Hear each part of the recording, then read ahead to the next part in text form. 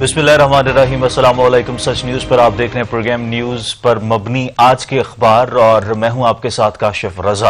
आज की सबसे अहम और सबसे बड़ी खबर यह है कि शहबाज शरीफ को गुज़िश्ता रोज गिरफ्तार कर लिया गया था आमदन से ज़ायद सस्ता मनी लॉन्ड्रिंग केस में। इससे पहले 2018 में उन्हें गिरफ्तार भी किया गया था।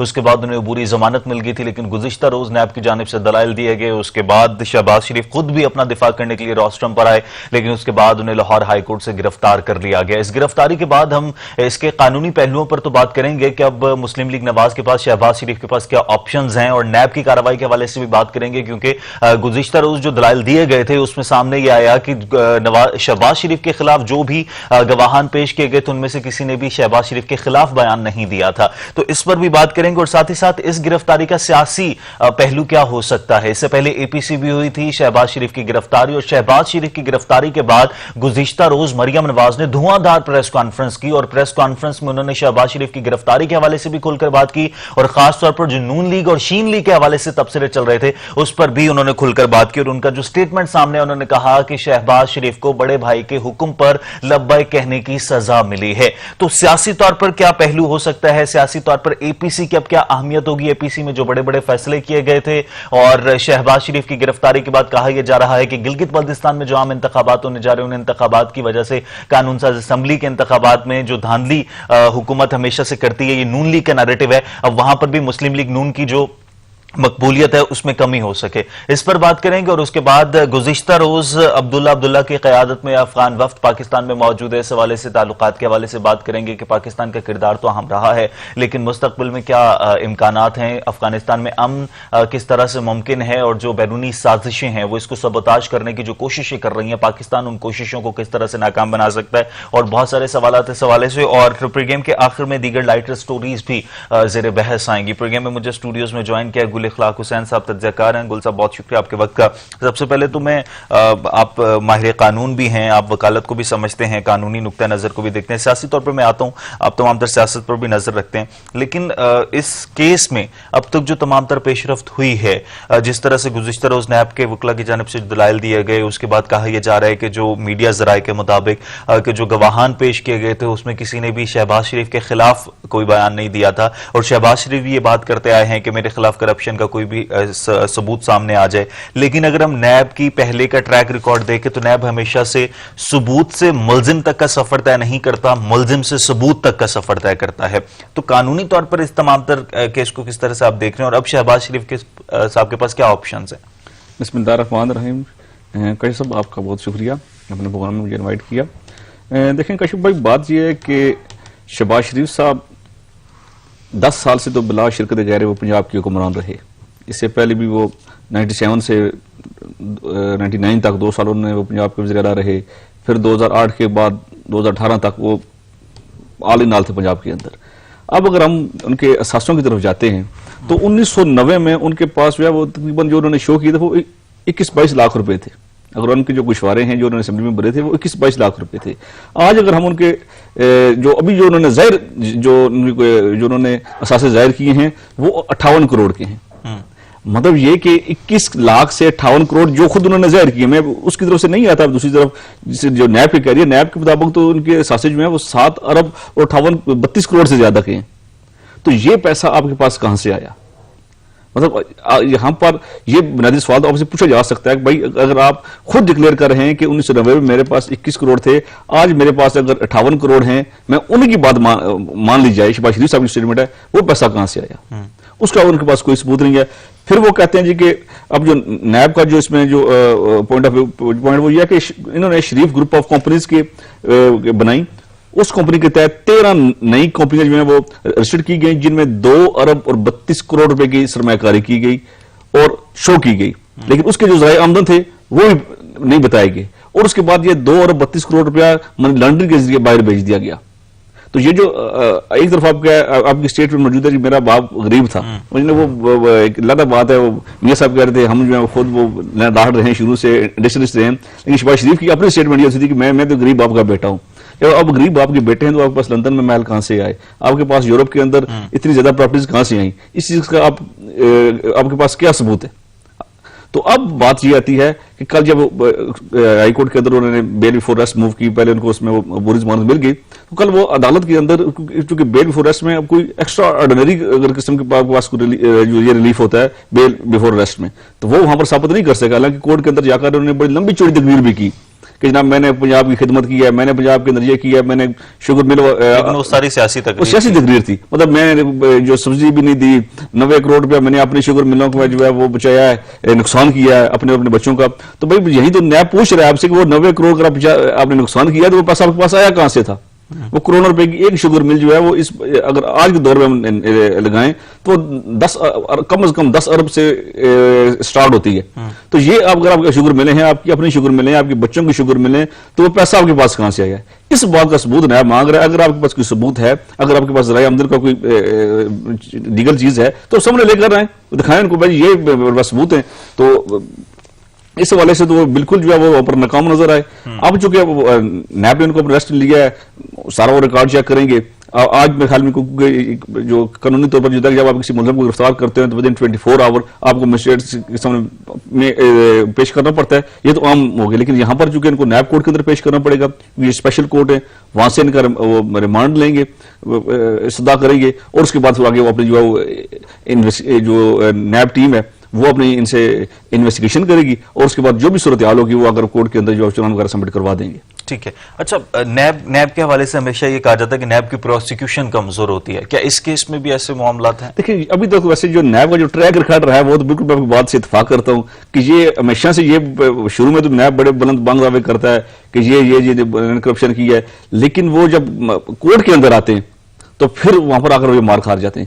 اس کی ایک بنیادی وجہ یہ بھی ہے کہ نیب کے پاس جو وکلاء کی ٹیم ہے وہ شاید اتنی کیپیبل نہیں ہوتی. جو ملزمان، جو دیگر ملزمان، چاہے وہ شہباز شریف ہوں، نواز شریف ہوں، یا زرداری صاحب ہوں، یا کوئی اور ہوں، وہ بالکل وہ ایک درمیانی سطح کے وکیل ہوتے ہیں. ان کے مقابلے میں جو پاکستان کے لیڈنگ لائر ہوتے ہیں وہ سامنے اگر کھڑے ہو جاتے ہیں تو پھر وہ چونکہ ہمارا جو لیگل سسٹم ہے یہ ایک چیز پر میکسیمم چل رہا ہے کہ the accused is favourite child of لا.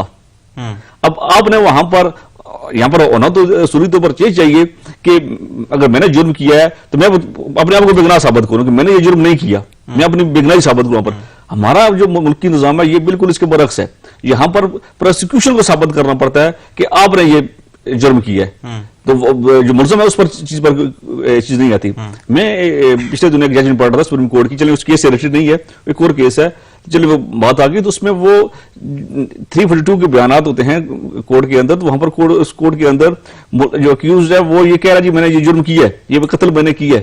تو جب معاملہ وہاں سے اس کو سزائے موت ہو جاتی ہے، ہائی کورٹ اس کی سزائے موت کو کنفرم کر دیتی ہے. لیکن وہی کیس جب سپریم کورٹ آف پاکستان میں معزز جج صاحبان کے پاس جاتا ہے تو اس بندے کو بری کر دیتے ہیں کہ بھائی بے شک اس نے یہ کنفیشن کر رہا تھا کورٹ کے اندر کہ یہ میں نے جرم کیا ہے، یہ میں نے قتل میں نے کیا ہے، لیکن پروسیکیوشن اس کو ثابت نہیں کیا.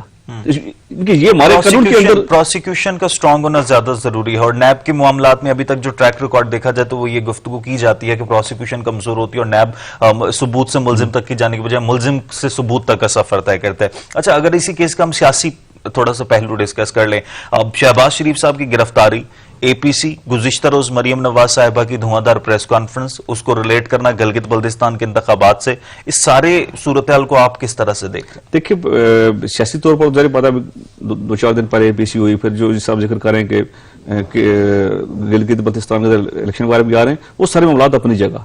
لیکن شہباز شریف صاحب پر یہ کیس آج تو نہیں بنا، اور یہ سب سے جو بنیادی چیزیں ہیں کہ پیپلز پارٹی کے خلاف جو کیسز بنے یا نواز شریف صاحب کے خلاف اور ان کی فیملی کے خلاف جو کیسز بنے، یہ اس موجودہ حکومت کے اندر نہیں بنے. ان 2 سالوں کے اندر کوئی نیا کیس ان کے خلاف نہیں بنا. جتنے بھی کیسز ہیں یہ سارے پچھلے 10-12 یہ یا زرداری صاحب نے نواز شریف صاحب کے خلاف بنائے تھے یا نواز شریف صاحب نے زرداری صاحب کے خلاف بنائے تھے. اب یہ چونکہ اب ان کی اپنی جو کرپشن پکڑنے کا سارا معاملہ پکڑ ہو رہی ہے، تو یہ اس کے لیے اب دونوں یہ پارٹیاں جو ہیں یہ گٹھی ہو چکی ہیں، اور ان کا مقصد یہ تھا کہ ہم نے اپنی کرپشن کو بچانا ہے.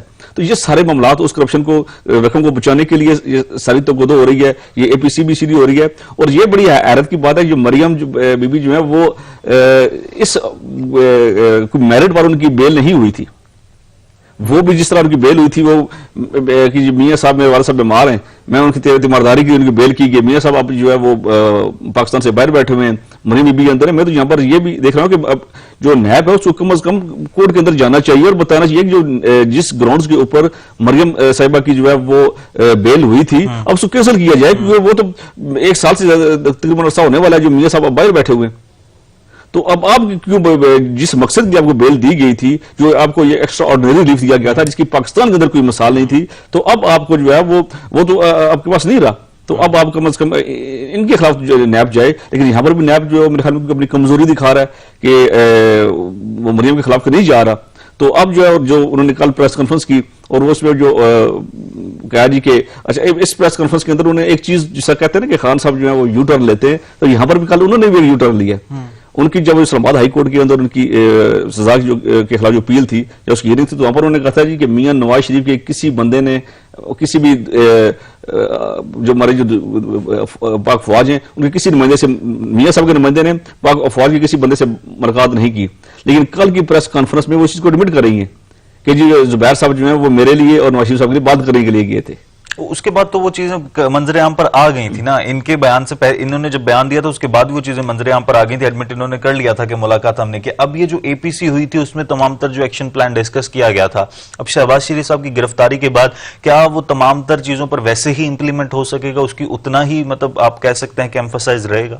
دیکھیں وہ کوشش تو وہ کریں گے, شاید یہ جو اے پی سی بھی ہوگی تھی شاید ان کو آئیڈیا ہو گیا تھا میاں صاحب کو بھی, زرداری صاحب کو بھی, کہ اب ہمارے خلاف جو ہے دائرہ جو ہے وہ تنگ ہو رہا ہے اور اب شکنجا جو ہے وہ کسا جا رہا ہے, تو ہم نے اندر جانا ہے, تو اس کے لیے پہلے ہی ایک لائحہ عمل تیار کیا جائے. اب شہباز شریف صاحب چلے گئے ہیں تو مریم بھی جو ہے بی بی وہ باہر ہیں, تو وہ اب میرے خیال میں اس کو لیڈ کرنے کی کوشش کریں گی کہ یہ جو اعلامیہ جاری کیا گیا تھا اس پر امپلیمنٹ کروانے کے لیے تو وہ ہوگا. پھر اگر الیکشن کی بات کی جائے جی بی کے اندر, گلگت بلتستان کے اندر, تو مریم صاحبہ ہیں نا, ووٹ تو بس ملک میں اگر کوئی ہے تو وہ نواز شریف صاحب کا ہے, اور شہباز شریف صاحب کا یا کسی اور دوسرے بندے کا ووٹ بینک نہیں ہے. تو وہ اب مریم بی بی ہیں, وہ اس کو آگے اگر لیڈ کریں اور آگے دیکھیں گے وہ کس طرح وہ لیڈ کرتی ہے اور کس طرح کے وہ معاملات کو چلاتی ہیں آگے. اچھا, اے پی سی کی امپورٹنس ابھی بھی اتنی ہی ہے جتنی پہلے تھی؟ دیکھیں یہ اے پی سی تو یہ ہم شروع سے سنتے آ رہے ہیں, آپ بھی میڈیا سے دلل ہوتے ہیں, تو یہ چیزیں دیکھتے آ رہے ہیں کہ آئے روز اے پی سیز ہوتی ہیں. شریف دور میں کتنی ہر روز دوسرے دن اے پی سی ہوتی تھی, تو مجھے اس وقت وہ شیخ سی صاحب جملہ یاد آ گیا تھا, یہ اے بی سی ہو رہی ہے یہاں پر.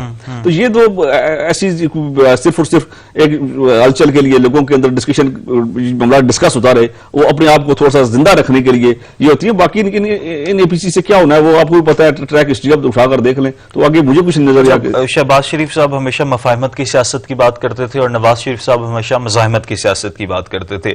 کل کی گرفتاری کے بعد آپ کو لگتا ہے کہ شہباز شریف صاحب کی مفاہمت کی سیاست ناکام ہو گئی ہے؟ دیکھیں شہباز شریف صاحب کی اگر ہم 2018 کے الیکشن یا 2013 کے الیکشن کی ان کی تقریریں اٹھا کر دیکھ لیں تو انہوں نے تو محمد کی سیاست وہ اس وقت کرتے ہیں جب ان کی اپنی باری آ رہی ہوتی ہے. پہلے یہ تھا نا کہ بڑے پائن تھے, بڑے بھائی ہیں, آگے بڑے بھائی کا ہی ہوگا, میں تو بچ جاؤں گا, وہ سیف سائڈ لیتے رہے تھے. لیکن آپ 2013 اور 2018 کی سپیچ اٹھا کر دیکھ رہے ہیں, زرداری کو لڑکانا, سکھر, کراچی, لاہور, اسلام آباد کی گلیوں پر نہ گھسیٹا تو میرا نام شہباز شریف نہیں, زرداری کے پیڑ پھاڑ کر میں وہاں سے پیسہ نکالوں گا, یہ نہ نکالا تو میرا نام شہباز شریف نہیں. وہ تو شروع سے بڑے اگریسو رہے ہیں, اور مائک توڑنا اور اٹھا کر پورا ڈائس نیچے پھینک دینا, وہ اگریسو رہے ہیں شروع سے. لیکن اب وہ تھوڑے سے مفاہمت اس لیے انہیں کی تھی کہ ان کو اپنی باری نظر آ رہی تھی, جو انہوں نے جو کچھ 10 سالوں کے اندر انہوں نے کیا ہوا تھا, جو کرپشن کے بار انہوں نے لگائے ہوئے تھے, وہ اب سامنے آ رہا تھا کہ اب ہماری باری آ رہی ہے. اس کے لیے وہ منتیں اور ترے والی پالیسی پر تھے. تو اب جب وہ نہیں ملی تو ظاہر بات ہے دوبارہ پھر وہ اپنے پرانے ٹریک پر آئیں گے. لیکن ابھی ان کی باری تھی نا, تو ان کو گرفتاری تو ان کی ہوگی, جس کا مطلب ان کی مفاہمت کی سیاست کام نہیں آ سکی, اب مزاحمت کی سیاست ہی ہوگی. دیکھیں الٹیمیٹلی انہوں نے پہلے تو کوشش کی کہ محنت ترلے سے اگر کام چلتا ہے تو چلوا لیں, اب نہیں آئے گا کام ہوا ان کا اسی لحاظ سے, تو گرفتاری بھی ہوگی. تو اب یہ ہے کہ شاید وہ بھی کوشش کریں گے کہ اندر سے کوئی معاملات کو سیٹل کرنے کے لیے مزاحمت وہ کریں گے بالکل آخر کے اوپر. جب دیکھیں گے نا جس طرح مثال لیتے ہیں بلی کی, بلی پہلے بھاگتی ہے, جب وہ دیکھتی ہے نا کہ اب میرے پاس کوئی آپشن نہیں رہا تو وہ پھر جھپٹ پڑتی ہے. تو کام یہ بھی یہی کریں گے, ابھی تو یہ بھاگ رہے ہیں کہ یہاں سے جانس مل جائے, یہاں سے کچھ NRO مل جائے, کہ معاملات ہو جائیں. پہلے FTF والا معاملہ تھا کہ وہاں سے کوئی NRO میں مل جائے گا, لیکن وہ وہاں پر بھی پرائم منسٹر عمران خان صاحب نے ان کو کوئی ریلیف نہیں دیا, ان کو NRO کے والے سے انہوں نے پارلیمنٹ کا جوائنٹ سیشن بلا کے بل پاس کروا لیا. تو یہ دیکھیں یہ ساری چیزیں ایک سیکوینس سے چلی جا رہی ہیں. تو اب جو ہے معاملات جو ہیں وہ انہیں پتہ چل گیا کہ NRO والا معاملہ تو ہے کوئی نہیں, ابھی بھی مزید وہ کچھ دن کوشش کریں گے کہ جب تک ان کی بیل موو کریں گے. ذہنی بات ہے ہائی کورٹ کے اندر دوبارہ بیل ان کی ہوگی, وہاں سے اگر دوبارہ بیل اگر ان کی ریجیکٹ ہوتی ہے اس کے بعد پھر یہ اگلا عمل میرے خیال میں پھر یہ کچھ. تو مریم نواز صاحبہ جو گزشتہ روز بھی اپنی پریس کانفرنس میں یہ بات کر رہی تھیں کہ شہباز شریف صاحب کو سزا اس چیز کی ملی ہے کہ وہ اپنے بڑے بھائی کے حکم پر لبیک کہتے ہیں, کیا ایسا ہے یا یہ سیاسی بیان ہے صرف؟ دیکھیں شہباز شریف صاحب نے یہ اگر ہم 2018 میں 17 میں چلے جائیں, پاناما اسکینڈل میں چلے جائیں, تو اس وقت جو نون لیگ کی جو دڑی تھے وہ کیا کہتے تھے, یہ ساری گیم بھی شہباز شریف صاحب کی, نثار صاحب کی ہے. تو یہ سارے اس کے بعد پھر سارا معاملات سیٹل ہو گئے تھے ان کے کہ اس پارٹی کو لیڈ کریں گے شہباز شریف صاحب, لیکن مریم جو ہے وہ وہاں پر بھی اس نے نہیں مانا. تو یہ جو چھوٹے بھائی ہیں یہ تو ہمیشہ جو ہے یہ اسٹیبلشمنٹ کے لیے بھی انہوں نے نرم گوشہ رکھا ہے کہ میں کسی طریقے سے اسٹیبلشمنٹ کے ساتھ بھی معاملات اپنے جو ہے وہ طے کروں. تو یہ تو ہمیشہ سے جو ہے وہ بھائی کے خلاف جو سازشیں جو ہیں وہ ہمیشہ سے یہی کرتے آ رہے ہیں. اب یہ بتائیں کہ یہ جب یہ حالات ہوئے یہ بھی ملک سے باہر تھے, پاکستان کے اندر کیوں آئے, کس نے ان کو یہاں پر آیا, کس کے بھروسے پر یہاں پر آئے تھے, کس چیز کے لالچ میں یہاں پر آئے تھے, وہ ساری چیزیں بتائیں نا آپ مریم بی کی یہ کیوں پاکستان آئے تھے. اور ان کی جو ہے وہ اسپیچز جو ہیں یہ جو مریم صاحبہ کی وہ پہلے اسپیچز سامنے نظر آ رہی تھی, وہ چچا اور اپنے کزن حمزہ شہباز کے خلاف کر رہی ہیں. تو آج وہ کہہ رہی ہیں کہ یہ ان کو بھائی کا حکم نہ ماننے کی سزا مل رہی ہے. بھائی کا حکم تو شروع سے نہیں مان رہے, وہ تو ساری گیم جو ہے نون لیگ کے اندر جو ہے وہ شہباز شریف صاحب کر رہے تھے. پارٹی کے اندر وہ جب میاں صاحب کو سپریم کورٹ آف پاکستان کے فیصلے کے مطابق کہ سزا یافتہ شخص جو ہے وہ پارٹی کا پریزیڈنٹ نہیں بن سکتا, تو پھر شہباز شریف صاحب بنے مجبوری کے تحت. لیکن ابھی بھی جو ہے وہ معاملات ان کے اندر سے سیٹل نہیں ہو رہے. وہاں پر بھی نواز اور شہباز ان دونوں بھائیوں کے اندر تو قدرے پھر بھی بہتر تھی, لیکن جب ان کی اولادیں جوان ہوئیں, ادھر سے جب میاں صاحب کی مریم صاحب آگے آئیں اور دوسری طرف سے جیسے حمزہ شہباز آئے, تو کلیش ان دونوں کا ہوا. ابھی بھی کلیش ان دونوں کے درمیان چل رہا ہے. یہ سارے معاملات جو ہیں یہ آگے چل کر مزید ان کے خراب ہوں گے فیملی کے اندر. اس سے پہلے جب APC ہوئی تھی تو اس کے فوراً بعد ہی اپوزیشن کی طرف سے یہ سٹیٹمنٹس آنا شروع ہو گئے تھے کہ اب ہم متحرک ہو گئے ہیں, اب ہم نے حکومت کے خلاف کمر کس لی ہے, ہم مارچ کریں گے, ہم استعفوں کی بات انہوں نے شروع کی. تو اس کے بعد یہ بات کہی گئی تھی, یہ سٹیٹمنٹ سامنے آیا تھا کہ اب کیسز مزید سخت ہو جائیں گے, اب گرفتاری عمل میں آئے گی, حکومت اپنے بچاؤ کے لیے احتساب کا نعرہ بلند کرتے ہوئے گرفتاری عمل میں لائے گی, اور شہباز شریف صاحب اب گرفتار ہو گئے ہیں. تو اپوزیشن کے کیا اس بیانیے کو عوام میں اب تقویت ملی ہے؟ دیکھیں جو عوام ہے, عوام تو ان کو دیکھ چکی ہے دونوں پارٹیوں کو, کہ دیکھیں جیسے میں نے پہلے بات کی تھی کہ یہ جو کسی سارے بنے پچھلے دور کے بنے ہوئے ہیں, اور اب اگر یہ بیان ان کا ہے کہ APC کے بعد جب ان کی جو اعلامیہ تھا اس کو کنٹرول کرنے کے لیے گرفتاری عمل میں لائی جائیں گی, لیکن دوسری طرف عوام کے اندر یہ بیانیہ بھی موجود ہے کہ یہ ساری APC ہوئی بھی اسی لیے تھی کہ گرفتاریوں سے بچنے کے لیے, کہ حکومت کے اندر جو ہے وہ پریشر ڈالا جائے, ہم استعفے دیں گے, اجتماعی استعفے ہوں گے. لیکن دوسری طرف سے جب حکومت کا بڑا واضح اسٹانس آ گیا اگر آپ استعفے دیں گے تو ہم ضمنی الیکشن کروا دیں گے ان حلقوں کے اندر, اس کے بعد پھر یہ ان کے جو کیا کہتے ہیں جن کا غبارہ تھا اسے عوام نکل چکی ہے. تو یہ تحریک چلانے کی پوزیشن میں نہیں ہے, عوام کو ان کو دیکھ چکی ہے, میاں صاحب کو. لیکن عوام تو PTI کو بھی دیکھ رہی ہے, PTI کیا کر رہی ہے, حکومت بھی کچھ نہیں کر پا رہی, مہنگائی اپنے عروج پر ہے. ہر پچھلے جب ان کے دور میں جو مہنگائی تھی وہ اب اوپر چلی گئی ہے, اور مہنگائی کو کنٹرول کرنے کے لیے جو پالیسیز ہیں, جب انٹرسٹ ریٹ 3 سے 4% تھا تب مہنگائی کتنی تھی, اور جیسے انٹرسٹ ریٹ 12-13% پہ گیا اس کے بعد مہنگائی بھی 12-13% پہ چلی گئی. تو مہنگائی کو کم کرنے کے لیے, مہنگائی پر قابو پانے کے لیے انٹرسٹ ریٹ بڑھاتے ہیں, پھر مہنگائی میں بھی اضافہ ہو جاتا ہے. تو پالیسیز تو حکومت کی بھی اتنی کوئی اچھی نہیں چل رہی ہے, عوام انہیں بھی دیکھ رہی ہے. بالکل آپ کی بات سے میں ایگری کروں گا کہ موجودہ حکومت کے اندر آنے سے مہنگائی بہت زیادہ اوپر گئی ہے. ابھی جیسے 2-3 دن پہلے ادویات کی قیمتوں میں جو ہے وہ اضافہ کیا گیا ہے, تو اس میں بڑی مذاکرہ خیز جو سٹیٹمنٹ دی ہے ہمارے جو منسٹر صاحب تھے کہ جناب ان کی فراہمی کو یقینی بنانے کے لیے ہم نے دوائیوں کی قیمتیں چڑھائی ہیں. مطلب اب بلیک میل ہو رہے ہیں, یہاں پر مافیاز موجود ہیں. لیکن اب ہر چیز کو جو ہے وہ اپنی جو مافیا ان کو اپنی پڑی ہوئی ہے کہ آج اگر ان سیاسیوں کی باری ہے تو کل کاروباری لوگوں کی باری بھی آئے گی, اس کے بعد پھر یہ جو سرکاری ملازمین ہمارے جو بیوروکریٹس ہیں ان کی باری بھی آئے گی. دیکھیں اس ملک کے اندر جو سب سے بڑا بنیادی مسئلہ جس کی طرف 70 سال سے توجہ نہیں دی گئی وہ ہماری اس بیوروکریسی کی جو نہلی ہے. یہ نہلی بھی ہے ان کی کرپشن بھی ہے. میں بڑے کئی دفعہ یہ بات کہہ چکا ہوں کہ ہماری جو سیاستدان ہیں ان بیچاروں کو تو پتہ ہی کچھ نہیں ہوتا. بڑا ایک بڑا مشہور اس کو جو کوئی کہہ لیں لطیفہ کہہ لیں کہ ایک منسٹر صاحب بن گئے PWD کے پلاننگ اینڈ ڈیولپمنٹ کے منسٹر بن گئے.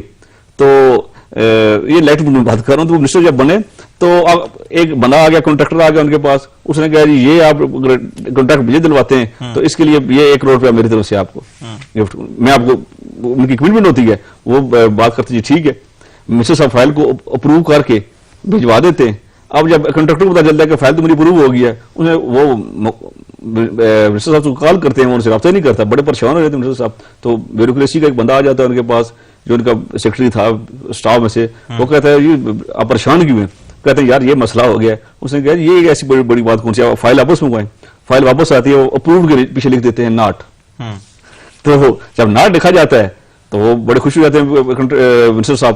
کنٹریکٹر بھاگا آتا ہے جی میری فائل تو اب پروجیکٹ تھا وہ تو ناٹ اپروو ہو گیا ہے. وہ بھگا کر کیش پکڑاتا ہے منسٹر صاحب کو. وہ کہتے ہیں جی وہ ریش لے کے چلے جاتے ہیں. منسٹر صاحب پھر پریشان ہو گئے. یار آپ میرے ان کا آ جاتا ہے بیوروکریٹ کہ سر آپ کی پریشانی کیا ہے؟ کہتا ہے یار پریشانی یہ ہے کہ میں نے آپ اس کو کٹنگ کس طرح کروں اپروو کو. اس نے کہا سر اس پریشانی والی کون سی بات ہے, یہ ناٹ کے بعد آپ ای لگا دیں وہ نوٹ اپروو ہو جائے گا. تو ہماری جو بیوروکریسی ہے یہ کرپشن کے طریقے ان کو سکھاتی ہے. اور پھر یہ ہوتا ہے کہ یہ کوئی چھوٹا پیسہ والے معاملہ ہو یہ منسٹر صاحب کے بارے میں ڈال دیتے ہیں, بڑی تگڑی ہو تو وہ ساتھ وہ اپنا بھی کام کروا لیتے ہیں. اس ملک کے اگر آپ نے حالات ٹھیک کرنے ہیں, اس ملک کو اگر یہ مہنگائی, بے روزگاری, لاقانونیت, کرپشن, ان چیزوں کو اگر ہمیں ٹھیک کرنا ہے تو آپ کو اس ملک کی بیوروکریسی کو ٹھیک کرنا ہوگا. بریک لیتے ہیں, بریک کے بعد واپس آئیں گے, گفتگو کا سلسلہ یہیں سے آگے بڑھائیں گے. ہمارے ساتھ رہیے گا.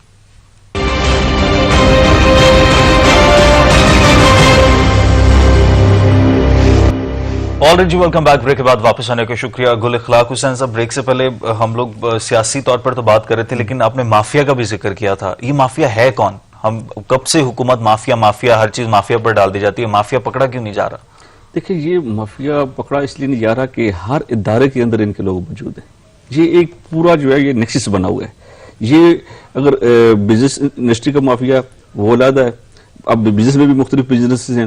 اس کے بعد اگر ہم آتے ہیں میڈیسن کی طرف وہ علیحدہ کا مافیا ہے. بیوروکریٹس یہ بھی میں سلیٹ سے میں یہ کہہ رہا ہوں یہ بھی مافیا بن چکے ہیں. یہ بھی اب ایک دوسرے کے ساتھ جو ہے وہ رشتہ داریاں کی بن چکی ہیں. ایک بھائی اگر what is the definition of mafia actually? Sir mafia جو ہے بیسیکلی تو اس کا اگر مانی ایک جو جرم پیشہ لوگوں کا ایک اس کو کہہ لیں آپ گٹھ کہہ لیں, ان کا گروپ کہہ لیں, مافیا جرم پیشہ لوگ ہیں. اب ضروری نہیں کہ کوئی ایک جو روڈ پر جو ہے چور ڈاکو ڈکیت جو ہے وہ کر رہا ہے وہ بھی مافیا ہے, وہ بھی اپنی طرف رہا ہے. لیکن آج کل جو ہے یہ جو وائٹ کلر مافیا بیٹھے ہوئے ہیں, یہ جو اپنے کک بیکس لیتے ہیں, اپنی جو کمیشن لیتے ہیں. اب ایک کوئی بھی کانٹریکٹ اگر سرکاری طور پر منظور ہوتا ہے, اگر اس کی 1 کروڑ روپے کا اگر وہ کانٹریکٹ ہے تو مثال کے طور پر یہ ایک ڈیولپمنٹ کا پروگرام ہے, ایک سڑک بنانی ہے, وہ اگر اس کی مریض رکھی گئی 1 کروڑ روپیہ, وہ 60 لاکھ روپیہ اس میں سے وہ تو کرپشن میں چلا جاتا ہے. وہ پرسنٹیج دیا ہوئی ہے. جتنے بھی ادارے ہیں, جو جس ادارے کی بھی بات کروں اگر ہم وہ PWD ہو گیا یا جو دیگر جو ادارے ہیں, تو وہاں پر جتنا بھی پروجیکٹ ہوگا اس کے اندر وہ ہر ایک ریشو بنی ہوئی ہے. 5% اس بندے کا ہو گیا, 10% اس بندے کا ہو گیا, 20% اس بندے کا ہو گیا. اس ساری کل ملا کے 60% تو آپ کا اس میں سے کرپشن نظر ہو جاتا ہے. باقی پیچھے بچتا ہے 40%. 40% میں جو کنٹریکٹر ہے اسے بھی 50% کمانا ہے. تو ایکچولی مان اگر کروڑ روپے کیا تو وہاں پر موقع پر وہ 20 لاکھ ہی لگتا ہے, باقی 70-80 لاکھ روپے تو باہر نکل جاتا ہے. تو یہ جو لوگ ہیں یہ بھی اسی مافیا کا حصہ ہے. اب جو جس طریقے سے چینی کی قیمتیں بڑھائی گئی, اب ان لوگوں کے جو بندے جو ہیں وہ ہمارے جو FIA کے لوگ, اب اس میں جو اس کی انویسٹیگیشن کے لیے انکوائری کمیٹی بنائی گئی, اب کیا FIA کے اندر ہمارے مافیا کے لوگ نہیں ہوں گے؟ وہ بھی لوگ ہیں, ان کے بھی اپنے معاملات ہیں. ان کو کون پکڑے گا؟ مافیا کو پکڑے کس کی ذمہ داری ہے؟ یہ اصل میں یہی چیز ہے جس کی 70 سال ہے جس کی طرف توجہ نہیں دی گئی. بیسیکلی یہاں پر یہ چاہیے کہ جو حکومت ہے وہ بلیک میل نہ ہو, وہ قانون سازی کریں.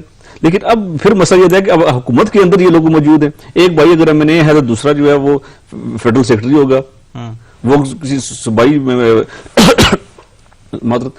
صوبائی جو ہے وہ جو بیوروکریسی ہے وہاں پر وہ 20-21 اسکیل کا ہوگا. تو یہ سارا پورا ایک نیکسس بنا ہوا ہے, وہ ایک دوسرے کو بچاتے ہیں. اب جس طرح جب خان صاحب نے اور پرنسپل صاحب نے ان سیاسیوں پر ہاتھ ڈالا, زرداری صاحب پر اور میاں صاحب کے صاحبان کے اوپر, تو اب یہ ان کو اپنی باری نظر آ رہی ہیں. تو یہ سارے گٹھے ہو گئے ہیں کہ کسی طریقے سے اس حکومت کو ناکام کرنا ہے. اب جو خان صاحب دیکھ رہے ہیں کہ اب خان صاحب جو ہیں وہ اکیلے بیٹھے ہوئے ہیں, ان کے ساتھ جو ٹیم ہے, میں یہاں پر فواد چودھری کی اس بات سے بالکل ایگری کروں گا کہ یہ بھی آپس کے اندر ان کے اختلافات تھے پارٹیوں کے اندر.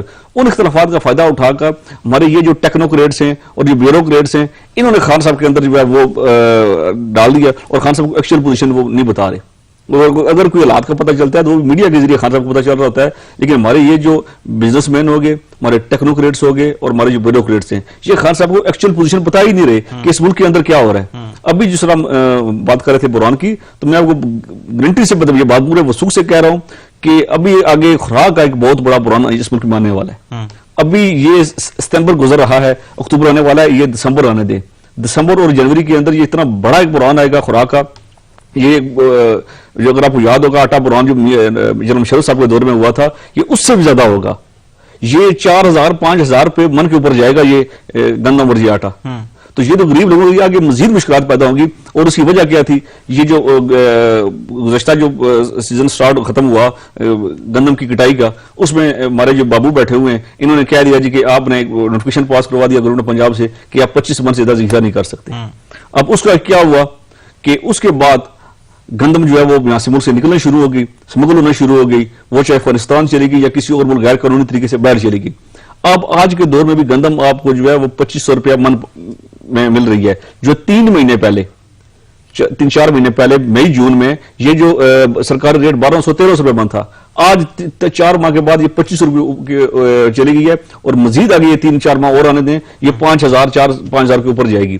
ابھی بھی وقت ہے ہماری حکومت کے پاس کہ ابھی بھی تھوڑی سی ہوش کی ناخن لیں اور ان معاملات کو دیکھیں, اور ان جو لوگ جو بیوروکریٹ ہو گئے یا دوسرے لوگ ہیں جو لگام گھوڑے کی طرح جا رہے ہیں, ان کو لگام ڈالیں, اور اس ملک کے لیے, اس ملک کے عوام کے لیے. یہ معاملات آخر کب ٹھیک ہوں گے؟ 2.5 سال ہونے کے 3 سال گزر جائیں گے, پھر پیچھے 2 سال رہ جائیں گے. پہلا سال جب گزرا تھا تو کہا جاتا تھا ابھی تو حکومت کا پہلا سال ہے, 1 سال میں تو پلاننگ مشکل سے ہوتی ہے, اتنی جلدی جج نہیں کیا جا سکتا. تو یہ معاملات کب ٹھیک ہوں گے؟ یہ تو اور گمبھیر ہوتے جا رہے ہیں. جس طرح سے آپ کہہ رہے ہیں کہ ابھی خوراک کا بحران آنے والا ہے, تو بحرانوں پر قابو پانے کی بجائے بحرانوں میں اضافہ ہی ہوتا جا رہا ہے. اصل میں ہمارے ملک کے اندر ایک بڑی ستم ظرفی کہہ رہے ہیں اس کو, کہ ایک بحران کو اس کو ختم نہیں کیا جاتا, اس کو پس پردہ ڈالنے کے لیے نیا بحران آگے سٹارٹ کر دیا جاتا ہے. کون کرتا ہے وہ نیا بحران سٹارٹ؟ یہ ہماری جو اشرافی ہے, یہ سارے جو لوگ جو ہیں, یہ ایک جو پورا گینگ ہے, یہ جو میں پھر مافیا کہہ رہا ہوں, یہ وہ لوگ ہیں. اب جس طرح مشرف صاحب کے دور میں ہوا کہ لال مسجد واقعہ ہوا, اس سے پہلے وکلات تحریک ہوگی, وکلات تحریک کو دیکھنے کے لیے لال مسجد واقعہ ہو گیا. لال مسجد واقعہ جب بہت زیادہ ہائلائٹ ہوا تو پھر آٹا بحران آ گیا. آٹا بحران کے بعد تحریک کے بعد جو لال مسجد کے واقعے کی بات آپ کر رہے ہیں, وہ مجھے ایسا لگ رہا ہے شاید اس گفتگو سے کہ یہ سارے واقعات پر خود کیے جاتے ہیں ڈیلیبریٹلی. یہ دیکھیں, یہ بحران پیدا کیے جاتے ہیں, جان بوجھ کر کیے جاتے ہیں تاکہ عوام کی توجہ ایک بحران سے ہٹائی جائے اور دوسرے بحران کی طرف لے کر لایا جائے. جس طرح وکلات تحریک کو ہٹانے کے لیے آٹا بحران آ گیا, آٹا بحران کو ختم ہوا, بی بی کی شہادت ہو گئی, بی بی کی شہادت کے بعد ٹوٹل سینیریو اس ملک کی سیاست کا ڈائنامکس چینج ہو گئے. تو یہ ایک بحران کو اس کا حل نہیں نکالا جاتا, اس کو پس پردہ ڈالنے کے لیے دوسرا بحران پیدا کر دیا جاتا ہے. ویسے یہ جتنی آپ ساری گفتگو کر رہے ہیں اس کی ساری ذمہ داری آپ پر عائد ہوگی. میں مبرر ہوں اس سب سے جو بحران پیدا کیے جاتے ہیں سارے. اچھا یہ بتائیے کہ تمام تر ابھی جو پولیٹیکل پارٹیز ایکشن پلان بنائے بیٹھی ہیں, اس کے بعد حکومت پر دباؤ بڑھے گا آپ کو لگتا ہے؟ ابھی جس طرح سے آپ نے بات کی کہ یہ لوگ چاہتے ہیں کہ حکومت ختم ہو جائے, تو کیا حکومت پر پریشر بلڈ ہوگا اس ساری صورتحال میں؟ دیکھیں, پریشر تو الٹیمیٹلی جب جو حالات چل رہے ہیں جس ملک کے اندر آتے ہیں, تو پریشر تو تھوڑا بہت جو بھی جمہوری حکومت ہو اس پر پریشر بنتا ہے جب ساری پارٹیاں سیاسی پارٹیاں اکٹھی ہوتی ہیں. لیکن مسئلہ یہ اس وقت بنتا ہے جب وہ ساری سینسیور ہوں, اس ملک کی عوام کے لیے سینسیور ہوں, اس ملک کے عوام کے مفادات کے لیے وہ گٹھے ہوں, پھر حکومت کے لیے مسئلہ ہوتا ہے. لیکن اب عوام کو پتہ ہے یہ ہمارے مفاد کے لیے گٹھے نہیں ہو رہے, یہ اپنے مفاد کے لیے گٹھے ہو رہے ہیں, یہ اپنی اس کرپشن کے پیسے کو بچانے کے لیے گٹھے ہو رہے ہیں. تو اگر یہ اس نیت سے اکٹھے ہوں کہ ہم نے یہ اس ملک کے لیے، اس ملک کی عوام کے لیے، اس ملک کی غریب عوام کے لیے ہم نے اکٹھے ہونا ہے، ان کے مسائل کا خاتمہ کرنا ہے، ان کے مفاد کا تحفظ کرنا ہے، تو پھر یہ حکومت کے لیے خطرہ ہوتا ہے اور پھر حکومت بھی سنسیئرلی اس بارے میں سوچے گی. لیکن ابھی بھی ان کو پتا ہے کہ اگر یہاں سے تھوڑا سا بھی ریلیف دے دیا تو یہ پوزیشن ساری وہ ختم ہو جائے گی. انہوں نے کیا کرنا ہے؟ تو اور بات بھی یہی ہے کہ اگر آج بھی میاں صاحب کو تھوڑا سا خان صاحب کو کہہ دیں، کوئی این آر او کا تھوڑا سا لالچ دے دیں، تو یہ سارے کے ممرات جو ساری پی سی وغیرہ وہ ادھر ہی رہیں گی. اچھا، وہ تو ہمیشہ سے کہا جاتا ہے کہ خان صاحب تو این آر او دے نہیں سکتے. دوسری بات یہ کہ ابھی جس طرح سے بات ہو رہی ہے کہ پاکستان پیپلز پارٹی، پاکستان مسلم لیگ نواز اور مولانا فضل الرحمان بڑا اہم کردار ادا کر رہے ہیں. آج بھی اسلام آباد میں پاکستان ڈیموکریٹک موومنٹ کا اجلاس طلب کر لیا گیا ہے. مولانا فضل الرحمان کے ساری صورتحال میں کیا کردار ہے؟ دیکھیں، مولانا فضل الرحمان صاحب تو اگر ہم اندازہ لگائیں تو 17 سالوں میں وہ پہلے سے بے روزگار ہوئے ہیں، وہ بے چھت ہوئے ہیں. پہلے سرکاری چھت تھی، سرکاری تنخواہ تھی، سرکاری ملازمین کے پاس تھے، سرکاری گاڑیاں تھیں. ان کی تو بے چینی جو مجھے ہے وہ سمجھ میں آ رہی ہے. اب 2003 سے جو ہے 2002-03 سے اس وقت آپ اپوزیشن لیڈر تھے 2002 میں. اس کے بعد پھر آپ آگے مشرف صاحب کے ساتھ آپ نے ڈیل کی، وہ سارا بل آپ نے پاس کروایا. اس کے بعد آپ جو ہے بعد میں جب زرداری صاحب کا دور آیا آپ چیئرمین کشمیر کمیٹی بن گئے. نواز شریف صاحب کا دور آیا آپ چیئرمین کشمیر کمیٹی اپنے عہدے پر قائم رہے. وہ اس کی جو امراض ہیں وہ پوری ایک فیڈرل منسٹر کے برابر ہوتی ہیں. وہ ساری جب امراض چھن گئی ہیں تو ان کا تو رونا اور ان کا پیٹنا تو ہمیں سمجھ میں آ رہا ہے. اور وہ چاہ رہے ہیں کہ وہ کسی طریقے سے بھی ہمیں وہ تمام رات، وہ جو تمام عیاشیاں تھیں، وہ تمام جو اسائشیں تھیں وہ دوبارہ میسر ہوں. تو رول تو جو ان کا ہے وہ اس حد تک ہے جو اپنے جو ان کے بھائی حلقے ہیں وہاں پر ان کے جو ظاہری بات ہے ان کا مدارس کا سسٹم ہے، ہزاروں ان کے طلباء ہیں، ان کے اسٹوڈنٹس ہیں، تو وہ تو کچھ حلقوں میں کچھ جگہ پر تو وہ پریشانی کر سکتے ہیں. لیکن باقی جو دیگر جو پنجاب اور سندھ کے اندر ان کا کوئی ایسا ان کا کوئی نہ ان کی جماعت یہاں پر اسٹیبلش ہے، نہ ان کے لوگ یہاں پر موجود ہیں. کے پی کے اندر اور بلوچستان کے کچھ ایک دو ضلع کے اندر ان کی نمائندگی ہے. پیپلز پارٹی جو ہے یہ جس پارٹی کو کوئی امر ختم نہیں کر سکا اس پارٹی کو آصف علی زرداری صاحب نے ختم کر دیا. وہ اب صرف سندھ کے جو ہے وہ اندرونی حلقوں تک محدود ہو گئی ہے. پنجاب سے اندر تو بالکل یہاں سے وہ پارٹی تو بالکل فارغ ہی ہو چکی ہے. 100-200 ہر حلقے میں جو جس طرح دوسری پارٹیوں کے لوگ ہیں وہ ہیں. لے دے کے پارٹی بچتی ہے اگر پنجاب کے اندر وہ نون لیگ ہے. تو وہ نون لیگ جو ہے وہ بھی جس اب تقریباً پہلی دفعہ اس الیکشن سے وہ حکومت سے وہ آؤٹ ہوئی ہے تو وہ بھی آہستہ آہستہ وہ پارٹی بھی جو اب ان کے اندرونی اختلافات یہ آج بھی اگر اکٹھے ہوں تو یہ حکومت کو ان کے مشکلات پیدا کر سکتے ہیں. لیکن یہ خود اکٹھے نہیں ہیں. ان کے اندر بھی آپ نے وہ جس آپ نے شروع میں بات کی تھی نون اور شیم، پھر یہ آگے ہے حمزہ کی طرف جائے گی، پھر میم کی طرف جائے گی، تو یہ دڑے در دڑے بنتے جائیں گے. تو یہ اس لحاظ سے ان کا جو ہے وہ اکٹھے ہو کر بھی حکومت کے لیے کوئی اتنی زیادہ پرابلم نہیں کریٹ کر سکتے. تو آنے والے اگلے چند مہینے جنوری کے بعد تک حکومتی سیاست میں اہم ہیں یا نہیں اہم، اور آنے والے وقت میں کتنا ٹائم آپ کو لگتا ہے کہ حکومت بھی سٹیبل ہو کر، سٹیبل تو حکومت ہے لیکن عوام کو ریلیف دے سکے گی؟ عوام کو ریلیف تو مجھے فی الحال وقت جو ہے وہ بھی اگلے 2-4-6 ماہ میں نظر نہیں آ رہا.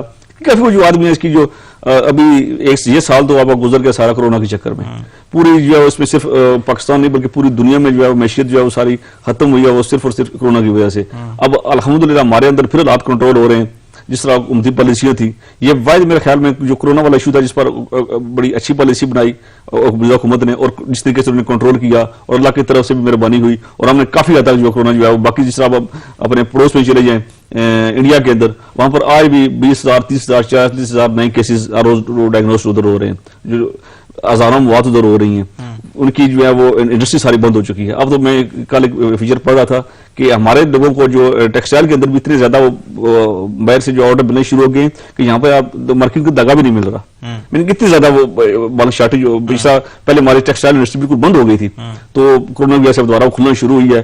تو یہ شاید ابھی 2-3 مہینے تو نہیں لیکن آگے 6-7 مہینوں میں یہ آہستہ آہستہ معاملات تھوڑے سے سٹیبل ہوں گے. حکومت کی مشکلات میں اضافہ ہوتا گیا، آپ کو کیا لگتا ہے وجوہات کیا تھی؟ دعوے بڑے بڑے پہلے کر دیے گئے، اعلانات بڑے بڑے کر دیے گئے، گراؤنڈ ریئلٹیز کا پتہ نہیں تھا، یا گراؤنڈ ریئلٹیز کا بھی پتہ تھا دعوے بڑے بڑے کیے اور اس کے بعد ان پر امپلیمنٹ ہو نہیں سکا، اس وجہ سے یہ ساری صورتحال بن گئی؟ اصل میں کشمیر بات یہ ہے کہ جو خان صاحب نے وہ بڑے معصوم آدمی ہیں. ان کو جو کچھ بتایا جاتا ہے نا اب وہ سمجھتے ہیں یار یہ بندہ بالکل یہ میری طرح جس طرح وہ خود ہیں وہ جس طرح وہ اندر سے خود ہیں وہ سمجھتے ہیں کہ یہی جو ہے وہ اگلا بندہ بھی اسی طرح ہوگا. جس طرح اسد عمر صاحب نے بڑے بلند باغ دعوے کیے تھے کہ میں جناب یہ کر دوں گا وہ کر دوں گا ایسا کر دوں گا، پھر جو دوسرے لوگ جو ان کے ساتھ تھے جب وہ خان صاحب حکومت میں آئے تو وہی لوگ جو ہیں وہ ناکام ہو گئے.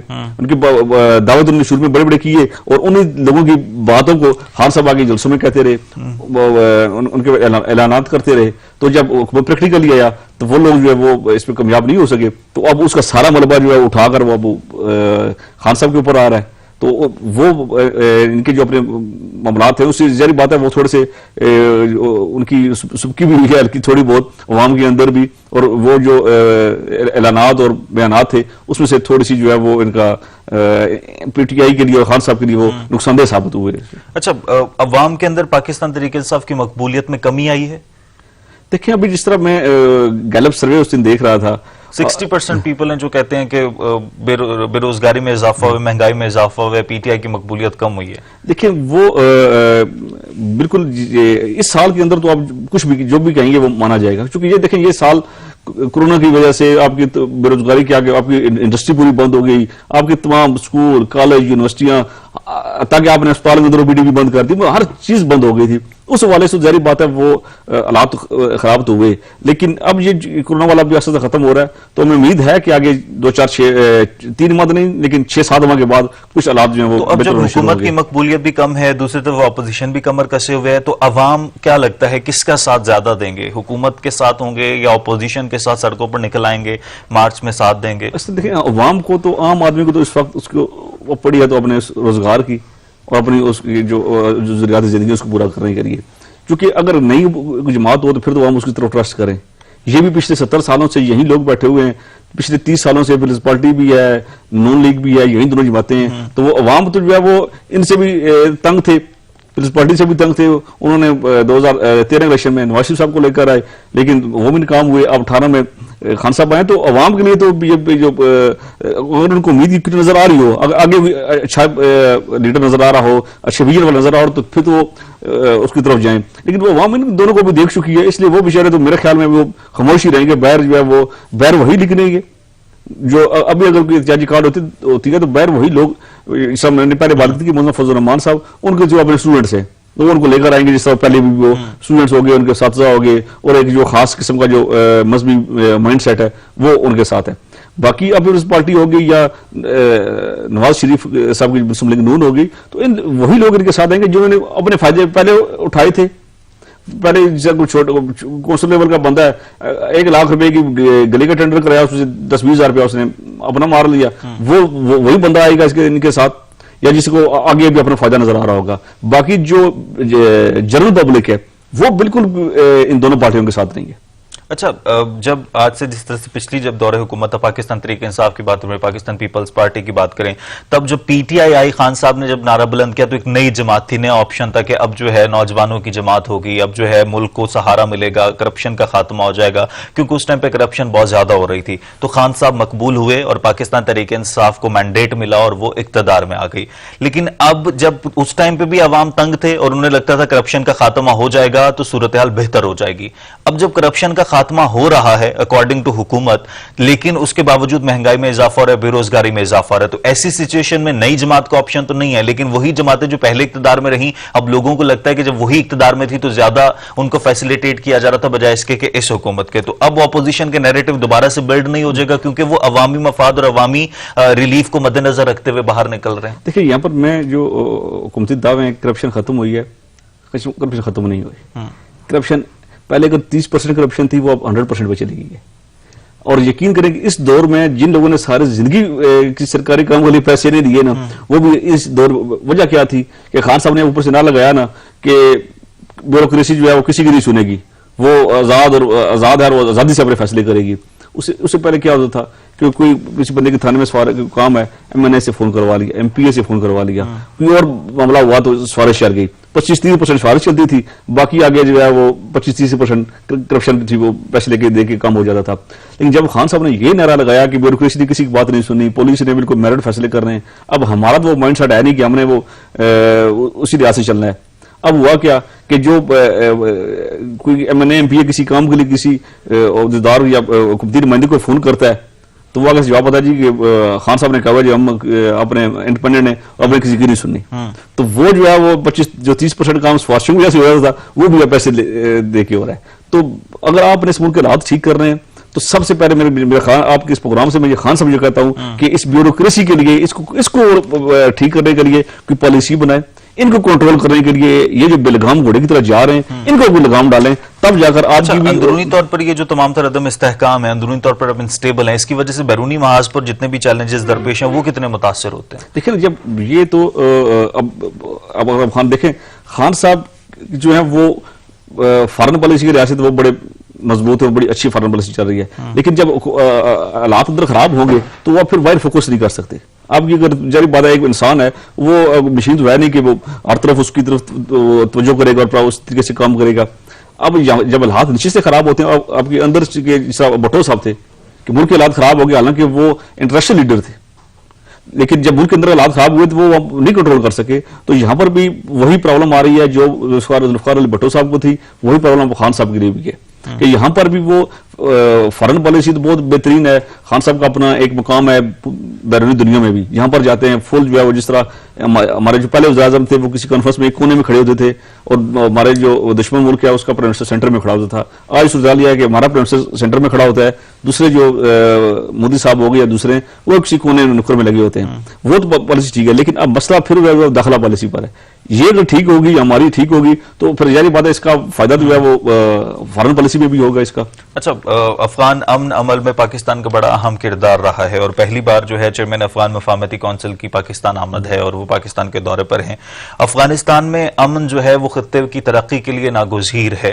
پاکستان کا جو کردار رہا ہے آگے، پہلے یہ کہا جا رہا تھا کہ افغان حکومت اور طالبان اور امریکہ کے درمیان جو مذاکرات ہوں گے اس کا دوسرا جو مرحلہ ہوگا بین الافغان مذاکرات ہوں گے، اب وہ مذاکرات بھی چل رہے ہیں، اس میں پاکستان مزید کیا کردار ادا کر سکتا ہے؟ دیکھیں افغانستان کے اندر پاکستان کا شروع سے بڑا ایک اہم کردار رہا ہے۔ ہم افغان وار دیکھ لیں، جنرل زیاد صاحب کے دور سے لے کر پھر جنرل مشرف صاحب کا دور ہوا، تو اس پر اچھی بات یہ ہے کہ اس پر پاکستان کے اندر جو حکومت ہے وہ حکومت شروع سے ہی، جو خان صاحب کا شروع سے بیانیہ رہا ہے کہ مذاکرات کے ساتھ بس مذاکرات سے معاملے کو حل کیا جائے، تو وہ تو اس کے علاوہ آپ کے پاس آپشن ہی کوئی نہیں۔ آپ نے 10 سالوں میں جنگ کر لی، اس کے رزلٹ آپ کچھ نہیں ملا، اب آپ مذاکرات کو بٹھائیں افغان گروپس کے اندر، یہ پاکستان کے لیے بھی، پاکستان کی جو سی پیک ہے اسی کامیابی کے لیے بھی ضروری ہے کہ پاکستان کے اندر۔ تھینک یو ویری مچ گل اخلاق حسین صاحب میرے ساتھ موجود تھے۔ ملک کی ترقی کے لیے ضروری ہے کہ تمام تر مسائل پر توجہ دی جائے۔ آج کے پروگرام سے اجازت دیجیے، اللہ نگہبان۔